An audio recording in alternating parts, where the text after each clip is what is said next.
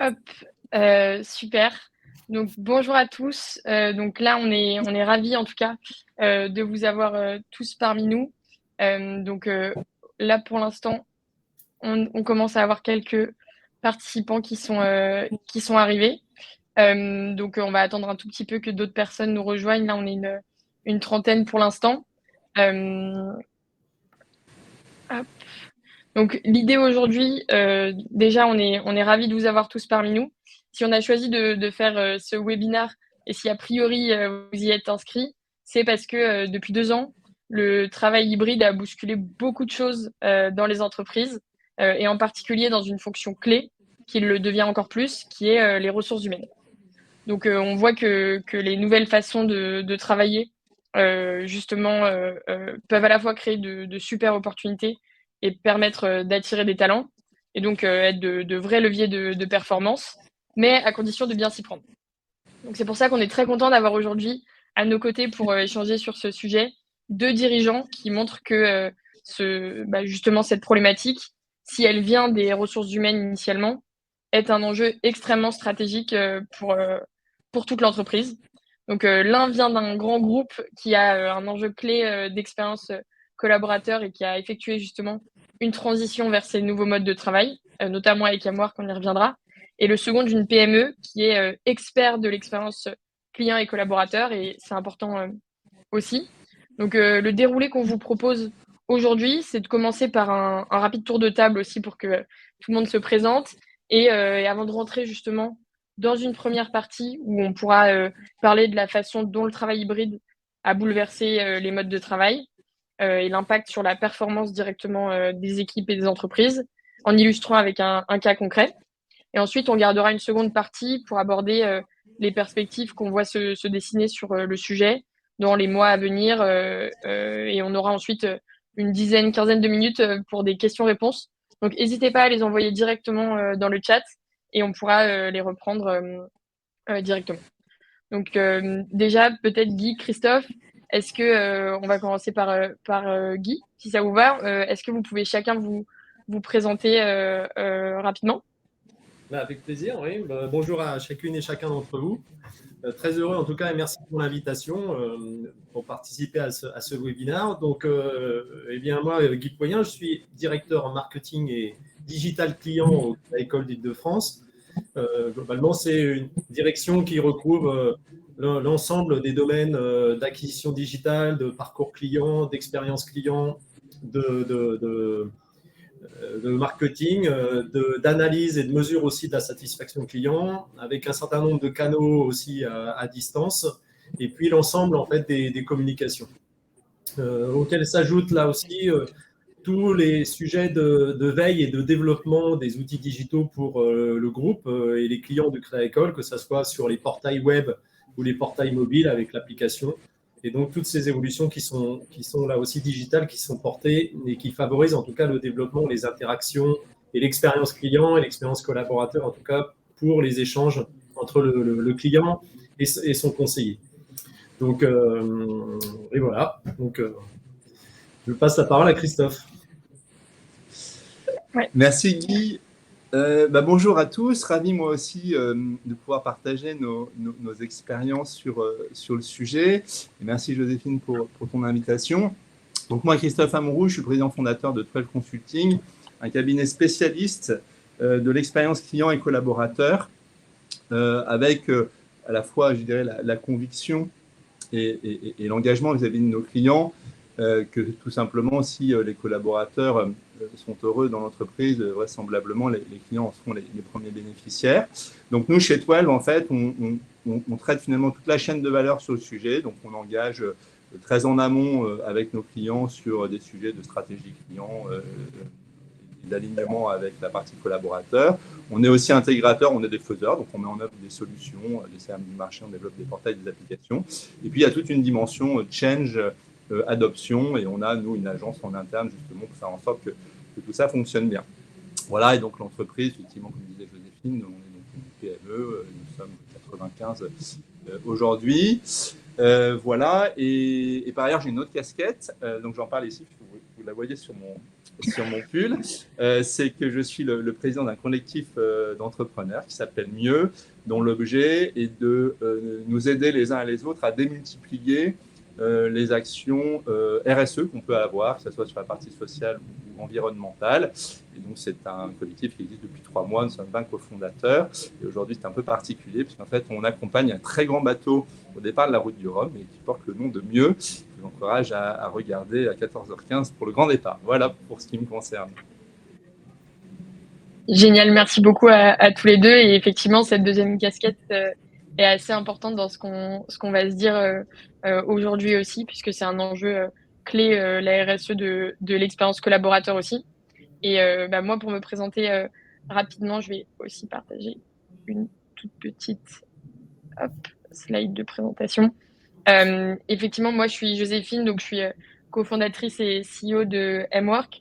Et Mwork, c'est une application qui permet justement de redonner de la valeur au présentiel en permettant aux collaborateurs de se synchroniser lors de leur venue au bureau et ensuite aux RH et aux managers de comprendre ces nouveaux usages et d'améliorer leur prise de décision en la matière. Donc, pour dire rapidement, aujourd'hui, on est une équipe d'une dizaine de personnes et on travaille avec plusieurs milliers d'utilisateurs dans plusieurs grands groupes, dont notamment le Crédit Agricole d'Île-de-France, mais aussi dans des secteurs assez variés, en banque, assurance, secteur public, technologie, etc.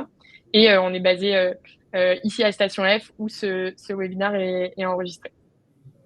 Donc, peut-être pour entrer directement dans le vif du sujet, est-ce que, pour commencer, Guy, par exemple, et ensuite je te poserai la même question, Christophe, vous pouvez nous décrire justement la démarche que vous avez, qui est différente pour chacun de vous, mais assez complémentaire dans votre approche de l'expérience collaborateur aujourd'hui pour vos équipes.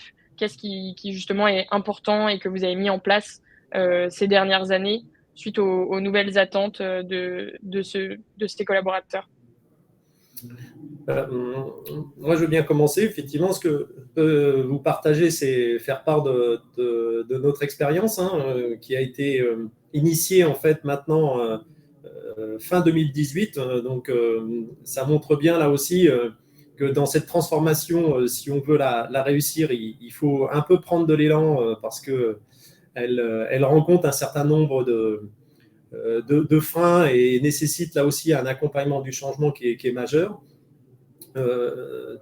Donc, ma direction, en fait, elle est composée à peu près de 200 personnes avec différents métiers, que ce soit des métiers projets ou des métiers qui peuvent être aussi en traitement de captation de flux à distance. Donc, une approche là aussi qui est assez différente et qui nous a permis d'utiliser un peu en laboratoire par rapport à ce qu'on envisageait. Alors, il n'y a pas d'ambiguïté là aussi. L'objectif qui était le mien en 2018, c'était bien de rechercher, il n'y avait pas de philanthropisme ou autre, mais bien de rechercher en tout cas à améliorer la performance globale de l'entreprise en ayant cette conviction qu'en améliorant l'expérience collaborateur, en créant les conditions qui allaient faire en sorte que les choses soient plus fluides, plus souples et qui accompagnent aussi une démarche je dirais, de subsidiarité et de confiance a priori puisse là aussi, au final, constater en tout cas une amélioration globale de la performance. Et comme tu l'as dit tout à l'heure, Joséphine, c'est au même titre que les leviers de performance, ils sont réels, mais ils peuvent être aussi accompagnés de risques de sous-performance si justement le changement il est mal pensé donc, par rapport à ça. Donc, parce que la mise en place en fait de ces différents, cette transformation intègre un certain nombre de sujets, d'ateliers, on va dire, que ça soit déjà sur l'aménagement des lieux et des espaces à travers le flex, ce que l'on peut appeler, et là aussi d'y intégrer un certain nombre de limites acceptables par rapport aux utilisateurs. Et j'y reviendrai, c'est de penser aussi c'est quoi l'équipement et les outils dont les collaborateurs ont besoin pour là aussi que cette mobilité, cette flexibilité, elle soit opérante et qu'elle ne puisse pas être entravée par des systèmes d'équipement ou de contraintes d'habilitation ou autres.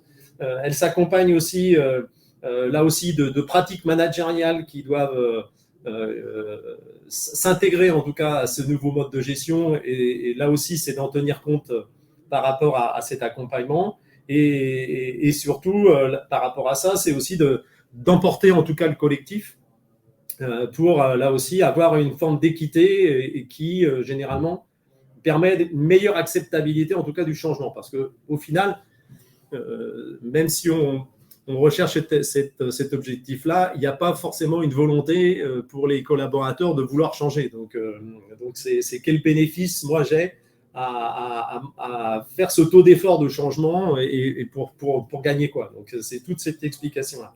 Donc on avait commencé en fin 2018 sur les espaces collaboratifs et notamment de confier en fait par différents, de répartir sur les différents collaborateurs des équipes qui allaient réfléchir sur quel espace vous auriez envie d'avoir pour pouvoir intégrer cette approche-là et donc de les amener à réfléchir sur eux-mêmes sur si on doit faire ce changement, qu'est-ce que l'on aimerait avoir et d'avoir cette consolidation. Ce qui ressortait, c'est ces différents espaces qui sont liés sur les open space, mais en même temps avec des possibilités d'avoir des espaces de bulles pour pouvoir être un peu isolé ou faire des réunions, avec là aussi un aspect de sonorisation qui soit fait, d'avoir aussi un espace type bibliothèque pour avoir aussi des moments je dirais, de calme, qui permet là aussi des personnes de pouvoir se ressourcer, parce que c'est aussi un peu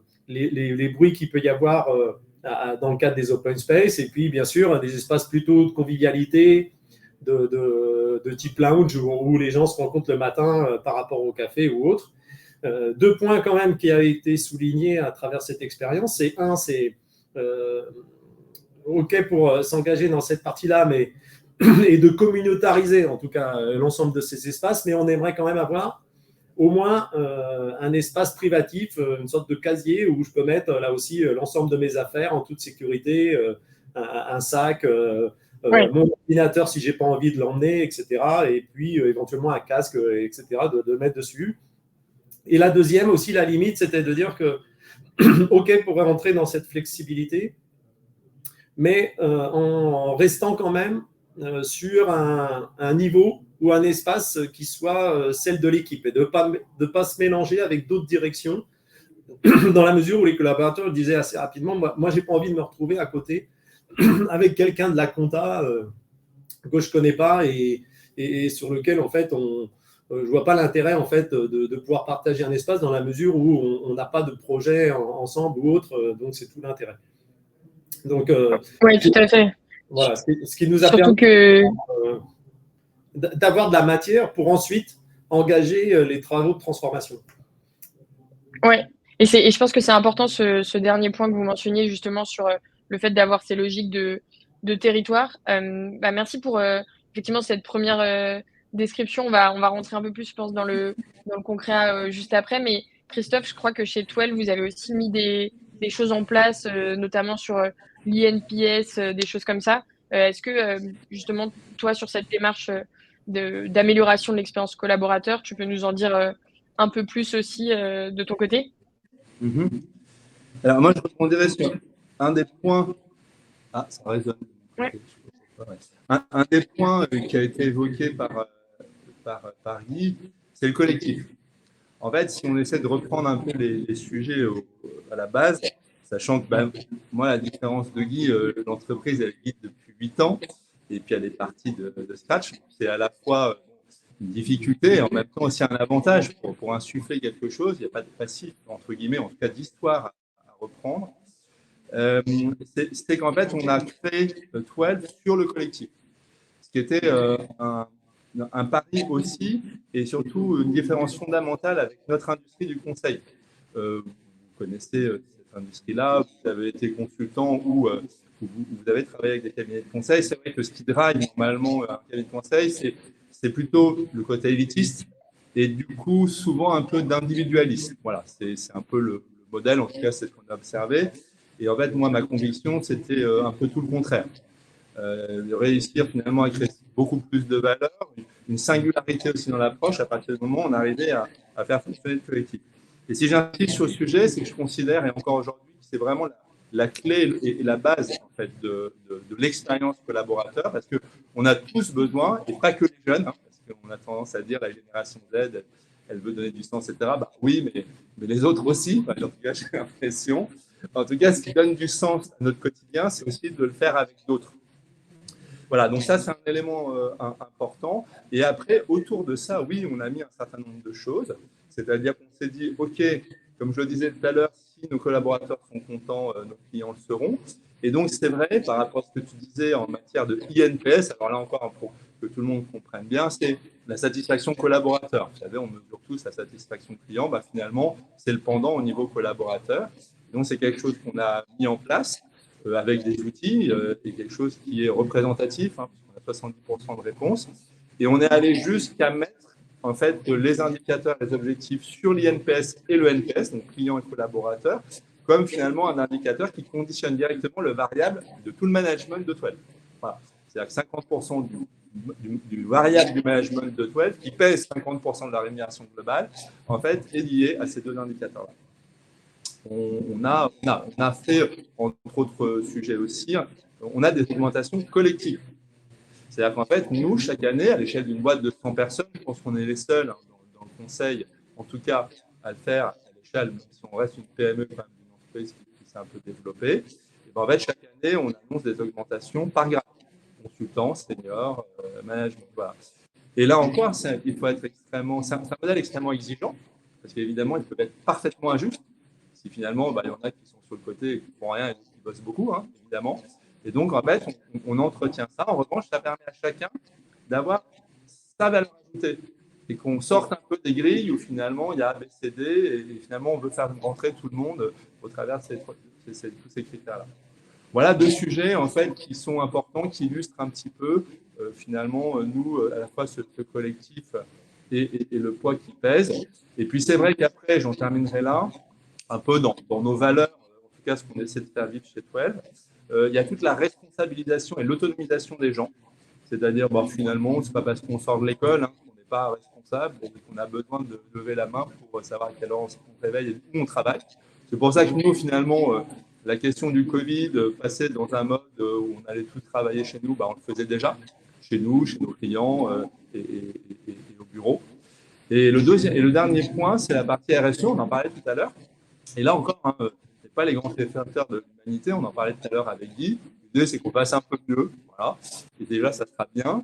Et là-dessus, en fait, moi, je considère que la RSE fait partie intégrante de l'expérience collaborateur et de l'expérience client, d'ailleurs. Je pense que plus personne ne vendra rien aujourd'hui déjà et demain s'il n'intègre pas ça dans son économie. Et pareil, plus personne ne fera venir aussi des candidats, des gens de valeur s'il n'intègre pas ça dans son modèle. Voilà, en gros, ce que je peux dire en introduction.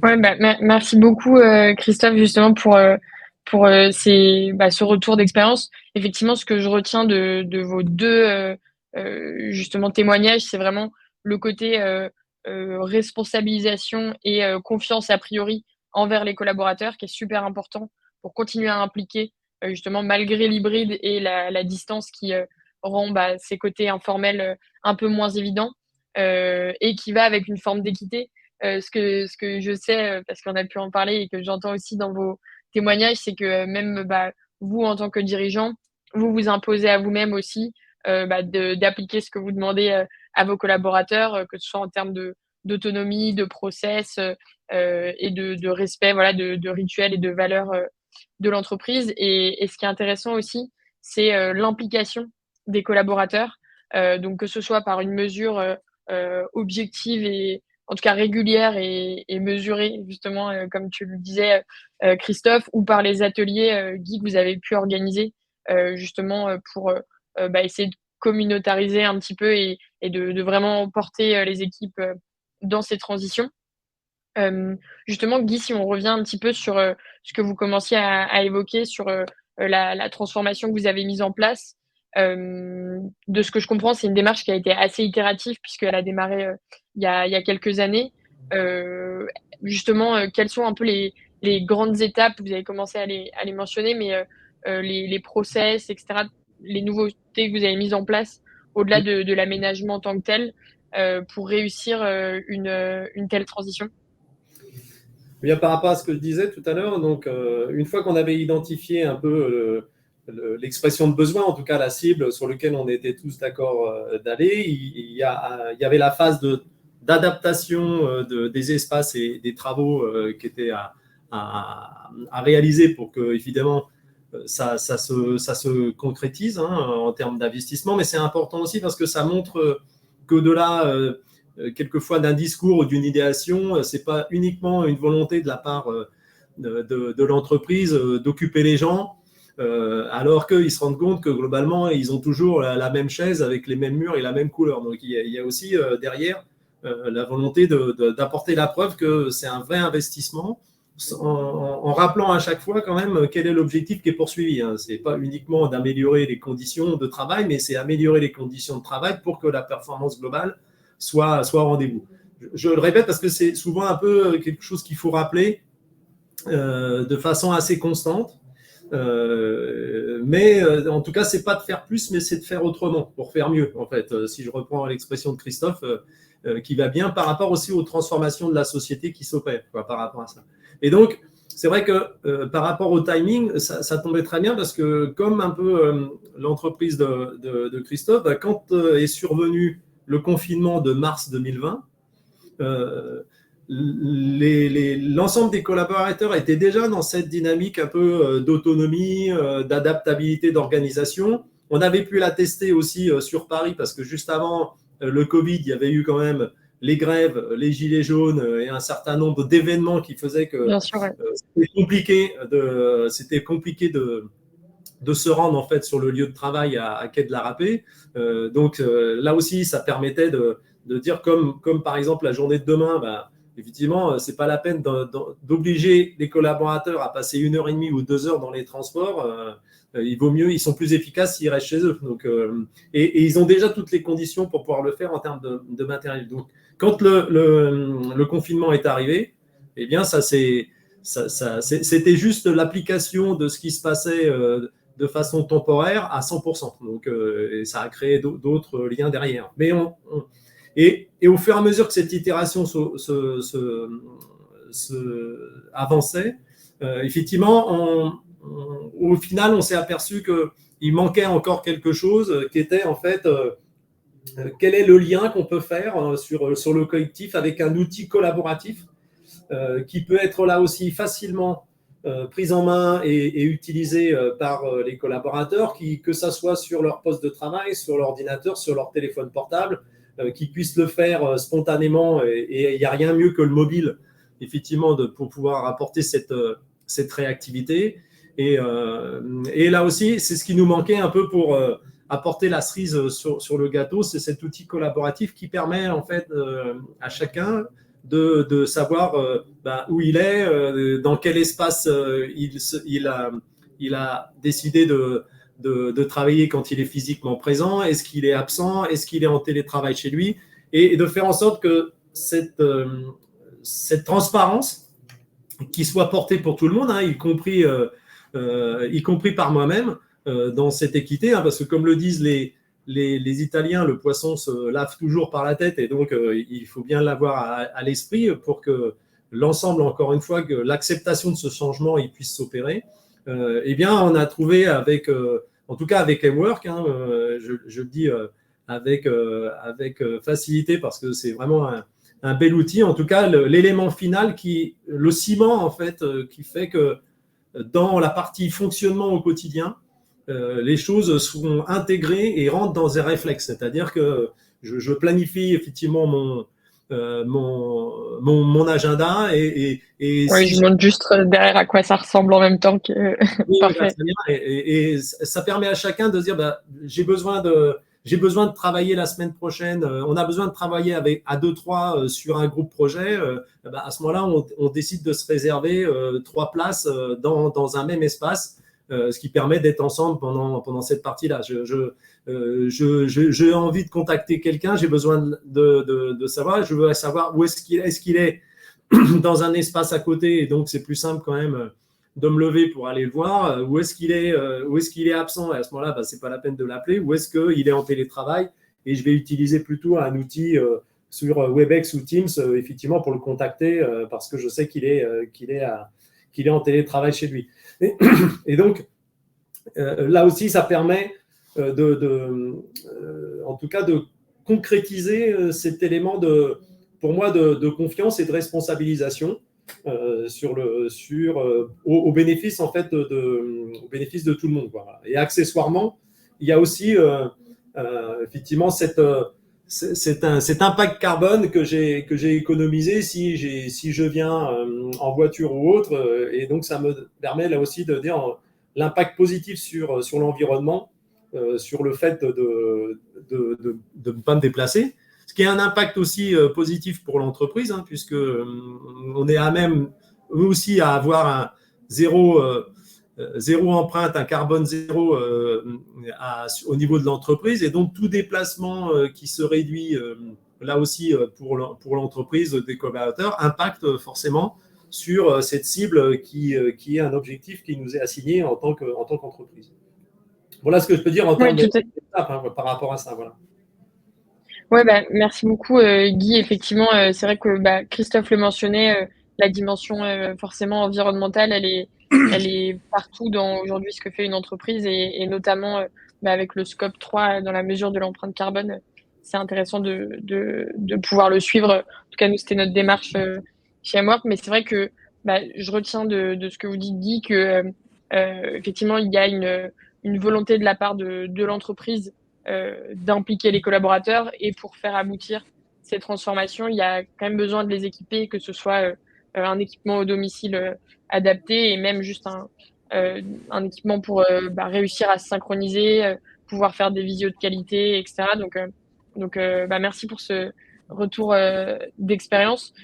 Christophe, est-ce que toi aussi, c'est des choses aujourd'hui que tu observes, bah, notamment chez tes clients, cette démarche d'agilité et de vraiment, avec le travail hybride notamment, faire entrer les collaborateurs dans ces nouvelles façons de travailler, ou comment tu vois ça? Oui, je peux vous donner un peu ma vision. Alors, à la fois chez 12, mais aussi ce que je vois chez mes clients. Justement, c'est de les aider aussi dans ce sens-là. Et je reprends pour commencer le point de Guy sur la notion de performance. On n'est pas des philanthropes. Voilà. Je pense que c'est important de le rappeler quand même, parce qu'on a tendance à réduire la RSE à la partie environnementale. Alors que non, il y a bien 3 domaines. C'est l'alignement de nos économies, de notre valeur ajoutée sur la société d'un point de vue social et environnemental. Je pense que c'est très bien de le rappeler parce que parfois on se perd un peu, et là encore, une entreprise qui est responsable d'un point de vue environnemental et sociétal et social, c'est pas de la philanthropie. Donc nous, en fait, il y a 2 choses peut-être que je peux souligner. Alors déjà, d'un point de vue 12, en fait, on a développé, nous, une application pendant le Covid, comme en fait, voilà, on a les outils, on sait faire pour gérer les jauges et les présences, lorsqu'on était un peu déjà en hybride. Et ça, bah, c'était fait plus par rapport à la volonté de respecter les jauges, finalement, que pour apporter finalement de la valeur ajoutée au travers de ça. Et puis après, on a essayé de rajouter 2-3 fonctionnalités au-delà, j'ai envie de dire, du Covid, pour faire vivre un petit peu ça. Bon, ça n'a pas marché, c'est pas notre métier, donc aujourd'hui, plus personne l'utilise. Et c'est vrai qu'à l'échelle d'une boîte de 100 personnes, et c'est pour ça aussi que nous-mêmes, on n'est pas utilisateur de moi, on regarde attentivement, voilà, la limite en fait de l'animation de notre boîte. Alors, je crois qu'il y a peut-être 250 ou 300, vous êtes plus nombreux que nous. Le truc s'est imposé, pas au Crédit Agricole, au niveau de ces équipes, les choses sont imposées un peu de fait. Nous, on commence à en ressortir le besoin. Parce que par rapport au collectif, qui est vraiment la clé, il faut faire gaffe, parce que l'hybridation du travail, et qui est une bonne chose pour un certain nombre de sujets, peut-être aussi, si c'est mal géré, un impact sur le collectif. Donc, il est important de pouvoir justement optimiser cette capacité finalement à bien travailler ensemble à distance, à se voir dans les bons timings, à le prévoir, à l'anticiper, à donner aux managers des outils d'animation de leurs équipes. Et ce qui est important dans tout ça, et là c'est vraiment l'esprit dans lequel on met, c'est qu'il ne faut pas que les gens pensent que finalement ce genre d'outils sont des outils de flicage. Ça c'est vraiment l'écueil à éviter. Et pour tous ceux qui voudraient le mettre dans ce sens-là, à mon avis, c'est pas la bonne façon. Non, c'est un outil positif à la fois pour les collaborateurs et le management. Et je pense que ça, c'est important de souligner. Alors, ce que je vois chez mes clients, en gros, nous, c'est ETI, filiale de grands groupes, hein, quelques PME, mais c'est quand même pas le cœur. Moi, je pense que c'est deux choses. Je pense qu'ils sont allés assez vite dans l'encadrement du télétravail. Voilà. D'ailleurs, on voit bien que par rapport à ce qui a été mis initialement, en fait, on revient dessus, etc., etc. Il faut faire attention à ça. En fait, c'est fin.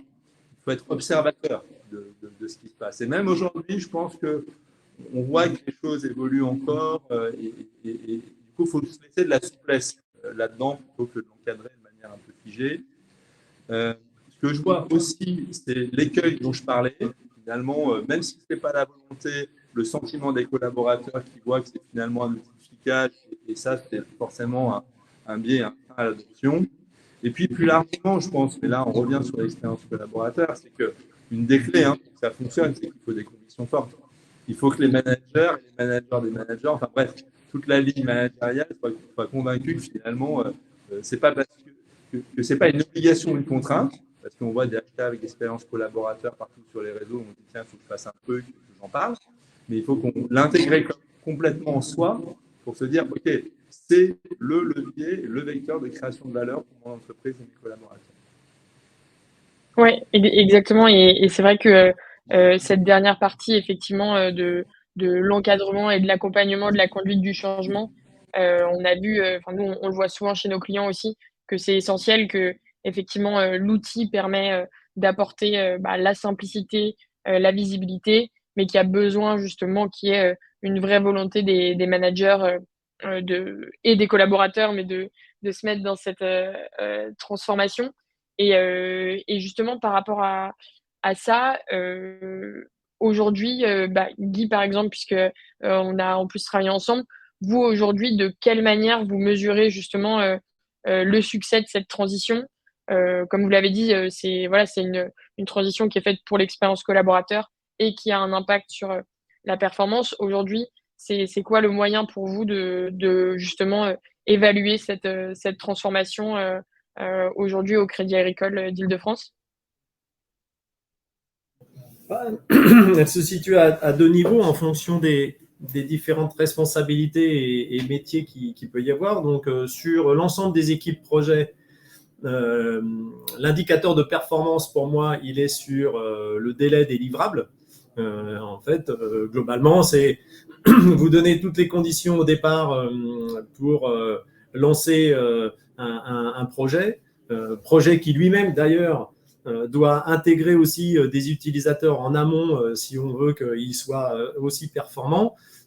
Et avec, là aussi, une date prévisionnelle de livraison et dans cet espace-là, ensuite, c'est de laisser le libre choix à l'organisation, les décisions au groupe projet de pouvoir effectivement avancer comme ils le souhaitent et d'être plutôt là aussi en soutien ou en support plutôt qu'en décision sur si j'étais amené là aussi à rencontrer une difficulté pour je dirais, escalader et faire en sorte de rendre plus fluide, en tout cas, et d'enlever le grain de sable qui pourrait se créer, et de cette partie-là. Et donc, au final, c'est assez simple, c'est de dire quels sont les projets qui sont là aussi porteurs d'amélioration d'expérience client, d'expérience collaborateur et qui ont été livrés et qui tournent avec une performance constatée.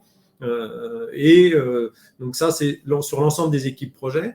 Sur le traitement plutôt là aussi des flux qui s'opèrent à distance, on est, je dirais, sur une meilleure compréhension de l'action de chacun sur un parcours digital client, et donc avec la capacité là aussi de traiter un lead dans les meilleures conditions, avec ce souci effectivement de la culture client et de la satisfaction client qui amène en fait globalement à une meilleure transformation constatée de ce qui pouvait se faire avant. C'est-à-dire que traditionnellement entre avoir une approche où j'ai une liste, je vais un peu durcir le trait, où j'ai une liste de 100 clients et je dois les appeler sans avoir aucun motif, opportunité ou événement, je vais effectivement faire mouche peut-être, même si je suis un très bon vendeur, on va dire, je vais être plutôt dans une logique où je vais faire 1 sur 10 ou 1 sur 15, alors que là, si on est plutôt sur le rebond de l'événement où on a un intentionniste qui est plutôt constaté avec un vrai besoin, c'est d'être positionné plutôt comme étant une position de conseil ou d'aide à l'achat, plutôt que d'apporter cette vente. Et donc, cette logique-là aussi qui est cherchée en disant, quelle expérience, une fois que j'ai raccroché, quelle expérience que je veux laisser à mon client, offre déjà dès le départ une introduction qui est différente de quelque chose que je veux forcer en fait à quelqu'un. Et donc on le constate où quand on est bien aligné sur l'ensemble des événements identifiés à travers la data et le rebond qu'on peut avoir avec cet état d'esprit, et donc le fait que le triptyque disponibilité, compétence et autonomie est laissé à celui qui peut être qui est face en fait à cette situation, eh bien on le constate avec une amélioration du taux de transformation en fait au final, avec des taux qui vont de 25 à 35% en fonction des besoins ou des situations. L'élément effectivement déclencheur et qui est compliqué à mettre dans une organisation dans cette partie-là, c'est la réactivité qui aujourd'hui est de plus en plus, je dirais, élevée d'un point de vue d'un client.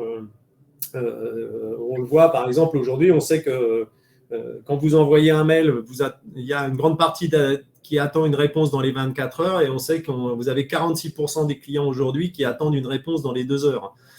Et donc, forcément, quand vous intégrez cette logique-là qui est liée à la performance, vous devez forcément intégrer votre organisation et adapter votre organisation par rapport à cette situation-là et elle est un peu plus complexe. Donc, 2 approches différentes entre plus facilement à mettre en œuvre effectivement sur des équipes projets basées sur la culture digitale qui est l'autonomie, la responsabilisation, la confiance, le droit à l'erreur et en fait c'est la performance, elle est rapidement constatée parce que c'est rapidement visible. Sur les métiers qui sont plutôt en traitement de flux clients, il y a une approche, en fait, un positionnement qui a changé et l'indicateur, en fait, qui est apporté, il n'est pas sur le résultat, mais il est sur la réactivité et la prise en charge, en fait, de l'événement qui change un peu. Voilà. Ouais. Et je pense que Christophe pourra aussi en parler mieux que moi, hein, parce que derrière la finalité, on a dit il y a la performance globale, je ne vais pas y revenir, mais derrière, c'est de toute façon, pour moi, on n'a pas d'autre choix en tant que dirigeant d'entreprise. Si on veut demain, de toute façon, attirer les talents et les fidéliser, s'engager dans cette démarche-là, qui est doublement vertueuse, puisque, ça nous permet effectivement d'avoir les talents qu'on souhaite pour l'avenir de notre entreprise et en même temps d'en tirer aussi un bénéfice à travers la performance constatée en y intégrant là aussi une nouvelle valeur qui est la valeur RSE qui fait partie des choix et des valeurs qui sont regardées. Hein. On sait que 60% des collaborateurs qui postulent à une entreprise ont regardé quelles étaient en fait leurs politiques RSE ou autres avant. Donc, on ne peut pas ne pas en tenir compte. Oui, tout à fait. Et effectivement, c'est intéressant. En tout cas, merci pour ce retour, Guy, de voir que il y a effectivement à la fois un impact clairement sur votre métier, sur la réactivité et la performance, mais également il y a ce sujet que nous on voit beaucoup chez nos clients d'attractivité de l'entreprise pour les talents. Christophe, toi notamment, qui est dans un secteur où c'est assez disputé, comment tu perçois ça? Et je sais que vous êtes assez bien positionné chez 12 là-dessus. Donc, est-ce que tu peux nous en dire plus sur justement l'impact de cette politique sur l'attractivité des talents? Alors moi, en fait, c'est très concret. J'ai un chiffre. Sur 2021, le turnover moyen au niveau du secteur du conseil, c'est pas moi qui le dis, hein, c'est le Syntec Conseil qui est un peu notre syndicat auquel je fais partie, c'est 28%. Chez 12, c'était de 6%. Voilà.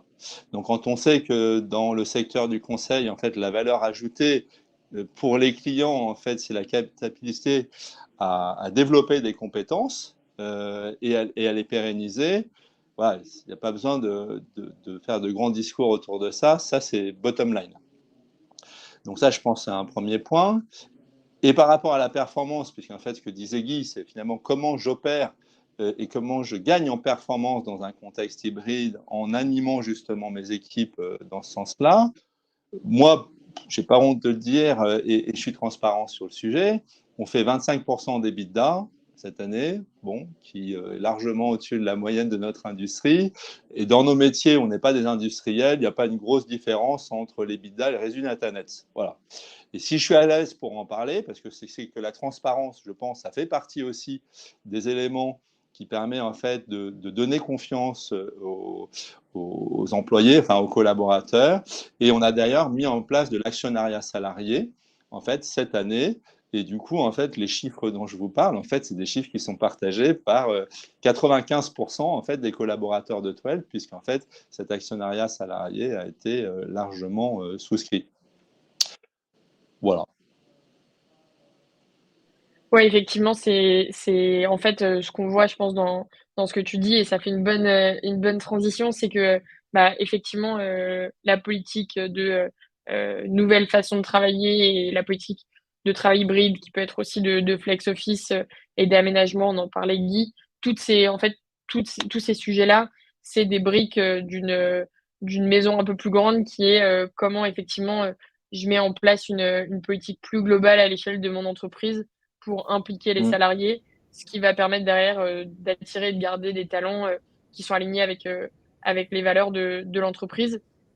Justement, ça permet peut-être d'ouvrir un petit peu sur le sujet. Et juste On voit que c'est peut-être, Joséphine, ouais, rajouter un point, excuse-moi, qui résonne par tout rapport à à ce que fait. tu viens de me dire, c'est justement l'implication des équipes, des collaborateurs dans l'entreprise, au-delà de leur quotidien. Ça, c'est un truc qu'on a essayé de développer aussi, enfin qu'on a mis en place. C'est qu'en fait, on a ce qu'on appelle chez 12 des missions internes, où en fait, les consultants participent complètement à la stratégie et à la gestion de l'entreprise. C'est-à-dire qu'on a un taux de staffing par rapport à notre industrie qui est très bas. Le taux de staffing, c'est le taux de facturation, pour faire simple, des consultants. Il est de 73%, alors que normalement, dans l'industrie, il est plutôt entre 80 et 85%.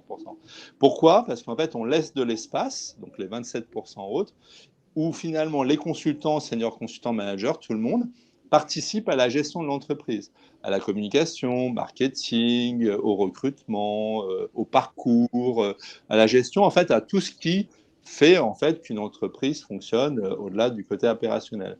Et ça, je pense que c'est un élément qui est très important dans l'expérience, parce que du coup, le collaborateur est partie prenante de la gestion et pas uniquement à faire son boulot dans ces cases, même si évidemment c'est ce qu'on lui demande. Voilà, je voulais juste ajouter ça. Ouais, non, mais effectivement, c'est super intéressant et ça permet vraiment de faire une petite transition. On va prendre quelques questions après, mais effectivement, je pense que ce qu'on retient de tout ce que vous avez un peu mentionné, c'est que toutes ces transformations, donc le travail hybride en est une, et il y a effectivement, bah, tu parlais d'actionnariat salarié, d'agilité et de réactivité dans les process, il y a énormément de choses. Ces transitions, si elles sont absolument vitales pour être performant, c'est assez compliqué justement à organiser, à mettre en place. Donc, je pense qu'avoir vos retours assez concrets sur le sujet, c'est vraiment intéressant. Avant de prendre les questions, j'ai vu qu'il commençait à y en avoir et n'hésitez pas à en envoyer d'autres. Selon vous, justement, la question que je voulais vous poser, c'est que est-ce qu'on n'est pas justement en train d'aller un cran plus loin? Voilà, on a parlé d'expérience collaborateur, de performance, mais est-ce que le sujet, même plus largement, c'est pas pour les entreprises un sujet de culture d'entreprise et de réussir à se réinventer de façon même beaucoup plus profonde? Bah, notamment, Guy, ce serait intéressant d'avoir votre point de vue là-dessus, vu que le Crédit Agricole, c'est quand même une institution. Est-ce que là-dessus, justement, en termes de culture, ça a eu un impact sur votre réflexion en la matière? Ah bah absolument, hein. Je pense que ce dont on parle là, on est juste aux prémices de ce qui est en train de, de, d'être mis en place, hein, et qui impacte, comme tu le disais justement, l'aspect culturel de l'entreprise. Donc, et c'est pour ça que là aussi, on, la limite pour moi, c'est de ne pas tomber dans le travers des logiques un peu passées qui étaient celles de l'entreprise libérée, parce que déjà, quand on regarde dans les vrais faits, elle est faussement libérée en soi, et plutôt là aussi pour être dans un juste équilibre entre un cadre quand même assez global qui permet d'assurer une certaine, encore une fois, j'insiste, une certaine équité pour l'ensemble des collaborateurs, parce que on regarde aujourd'hui, hein, si on fait, je disais, une récente étude sur justement le télétravail où tout le monde n'est pas égal face au télétravail. On voit qu'il y a des différences entre, si vous faites les cadres ou les ouvriers, il y a même des différences qui s'opèrent entre les hommes et les femmes. Et contrairement à ce qu'on pouvait penser, en fait, c'est plus les hommes qui bénéficient du télétravail que les femmes, pardon. Donc, on voit que là aussi, quand on parle souvent de parité au niveau des salaires hommes-femmes, derrière, on voit que, attention à ne pas oublier, là aussi, dans cette transformation qu'on s'opère, de ne pas recréer des problèmes futurs avec des déséquilibres à l'intérieur même, en fait, de la structure de la société, et qui, là aussi, pour moi, en tout cas, pénalise en tout cas la recherche de cette amélioration de performance. Et on voit bien que ce qui était un début du télétravail et qui fait déjà pas mal de débat, aujourd'hui, en fait, les demandes, elles sont plus liées à ce travail hybride, à tout ce qu'on peut avoir, le travail hybride, le travail ouvert avec cette flexibilité. Et c'est plus là aussi ce besoin qui est exprimé, en tout cas par les nouvelles générations, dans cette partie-là, avec bien au contraire, non pas une volonté, en tout cas que je ressens plus marquée, d'avoir un effet, un impact en tout cas plus positif en fait sur l'entreprise, à condition là aussi que l'on les ait inclus dans l'objectif global de l'entreprise, qu'on les ait informés là aussi sur les modalités de gestion pour qu'ils aient aussi la perception des contraintes et des limites qui nous sont imposées. Alors, parce que effectivement, c'est plus simple à mettre en œuvre certainement comme une entreprise comme Christophe. C'est plus compliqué effectivement comme un groupe Crédit Agricole, mais on voit là aussi que pour autant qu'on ne peut pas appliquer tout le monde effectivement dans les opérations de gestion. Néanmoins, c'est comment j'assure régulièrement une communication transparente et des explications en fait qui sont faites à l'ensemble en tout cas des collaborateurs, pour que là aussi il y ait une acculturation en fait de la gestion d'une entreprise, de ses contraintes qui peuvent être aussi pas seulement qui peut être aussi exogène, et là aussi qu'il faut intégrer dans l'environnement. Et dans l'activité bancaire, on connaît, c'est une activité qui est extrêmement régulée, et donc là en termes de contraintes, on sait quoi dire. Mais oui.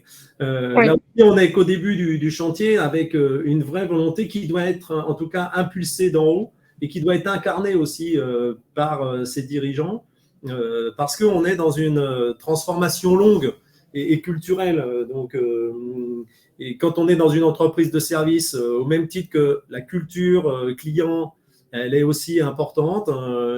La symétrie des attentions qu'on peut avoir, c'est aussi l'expérience collaborateur qu'on embarque, avec quel bénéfice là aussi dans les problématiques du monde d'aujourd'hui qui sont celles de l'environnement ou des grands problèmes de la société, avec au final quand même que pour pouvoir faire tourner tout ça, il faut là aussi qu'économiquement ça soit viable et d'être plus dans une logique de développement durable, même si c'est un mot qui aujourd'hui est un peu ancien, mais qui est plus porteur, en tout cas dans cette explication, avec le fait d'accepter là aussi que les choses doivent se faire dans le temps et qu'on ne doit pas y attendre, on ne doit pas souffrir en tout cas d'impatience avec un ROI, parce que c'est plutôt le mot ROI en fait qui est à proscrire, me semble-t-il, dans cette logique-là, et qui n'est pas compatible avec une vraie conviction qui est de dire si je m'engage dans cette démarche-là,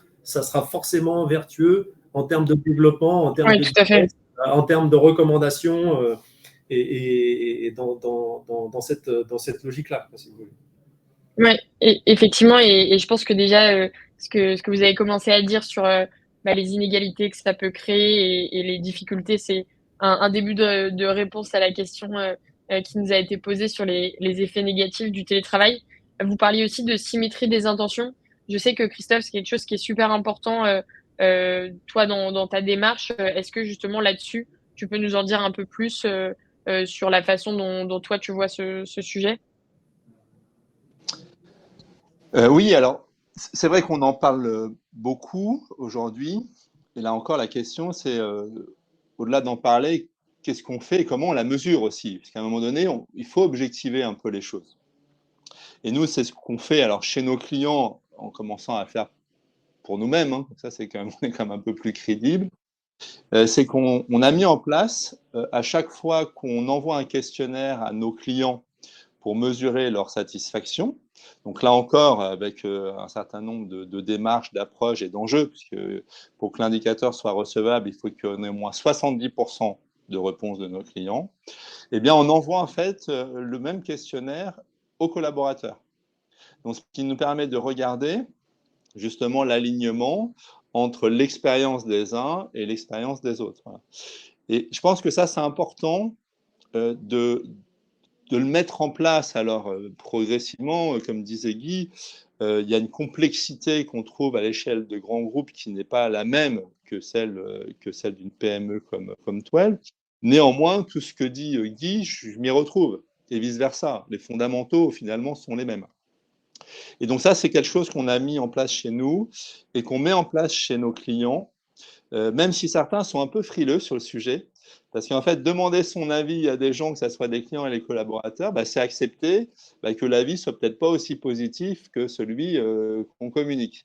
Et en même temps, si on n'entend pas leur avis et qu'on n'en tient pas compte, on s'expose à des lendemains un peu compliqués pour la rétention des talents et des clients. Voilà, et quand on pose des questions à des clients ou à des collaborateurs, eh bien en fait, il faut leur dire ce qu'on fait de leurs réponses. Et je pense qu'un des éléments qui fait qu'on a un très bon taux de retour de nos collaborateurs, puisqu'il doit être supérieur à 70%, c'est que régulièrement, on leur dit, ben, voilà ce que vous nous dites, parce qu'il y a des questions fermées et puis il y a aussi des commentaires, et voilà ce qu'on en fait. Voilà. Et je pense que ça, c'est un élément qui est important et qui participe, je pense, assez largement à l'intérêt et au taux de succès et de réponse en fait à ces questionnaires. Ouais. Non, effectivement, et je pense que ça, c'est vraiment une bonne pratique, hyper intéressante, même pour les personnes qui nous écoutent. Je vois qu'il nous reste, quelques minutes. Peut-être pour terminer justement, on a eu des questions qui se rejoignent un petit peu, qui étaient notamment, Christophe, je suis curieuse d'avoir ton avis, dessus, sur, ce que tu pensais, justement de la volonté de certains dirigeants. Là, on a cité Elon Musk, d'interdire le télétravail pour améliorer la collaboration. Et ça va avec une autre question qui a été posée, je pense, qui est quels sont selon toi les possibles effets négatifs du télétravail, même si on a commencé à en parler. Bon, moi, d'une manière générale, les positions un peu radicales, c'est pas ma personnalité, c'est pas mon modèle, donc voilà, j'adore pas quoi. Même si Elon Musk est un mec absolument incroyable, indépendamment de sa personnalité qu'on aime ou qu'on n'aime pas, ça c'est un autre sujet. Donc non, moi, le tout blanc, tout noir, j'y crois pas. En tout cas, dans nos métiers, sûrement pas. Le sujet, c'est plus de mettre le curseur au bon endroit et faire en sorte que finalement les collaborateurs, sans qu'on soit obligé de leur donner la recette de cuisine ou en tout cas une contrainte, d'eux-mêmes vont comprendre en fait où il faut qu'ils soient pour travailler le mieux possible. Voilà. Je pense qu'en fait c'est assez simple et donc je pense que ça s'accompagne. Voilà, donc en fait, il ne faut pas avoir peur. C'est ce qu'on a fait chez nous. On aide un peu nos clients dans ce sens-là à raisonner par usage. Voilà. Et en se disant, bah, tiens, finalement, je suis sur un métier, Guy en parlait tout à l'heure, en fait, je suis conseiller en clientèle, je peux envisager mon travail autrement qu'en présentiel, je regarde les différents usages et je me dis, ben là, c'est bien que je sois sur place, là, pas. Là, finalement, je choisis en fonction du contexte. Voilà. Je pense que c'est vers ça, en tout cas, que nous, on essaie d'évoluer, qu'on conseille nos clients dans ce sens. Et me semble-t-il, à part peut-être quelques cas particuliers, mais que je n'ai pas en tête, ou un peut-être, je sais que sur les développeurs, donc dans le monde des startups que je connais un peu, il y a une pénurie très forte et finalement, mais c'est des profils un peu particuliers qui fonctionnent assez bien, je crois, en distance complètement. Même si, quand même, je pense, c'est assez limité.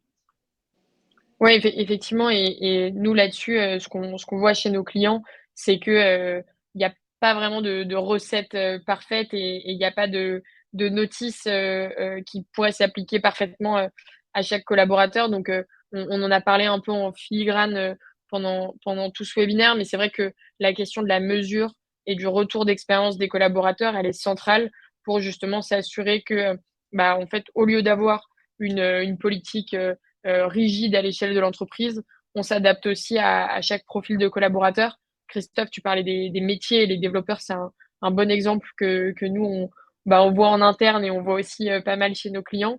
Mais il y a aussi comme facteur l'ancienneté, la distance évidemment au bureau, euh, le fait d'avoir besoin ou pas de formation, etc. Donc, tous ces facteurs-là, en fait, font que, effectivement, à un moment ou à un autre, ça va être plus pertinent de travailler chez soi, ou de venir au bureau. Et en tout cas, tout ça, ça s'organise.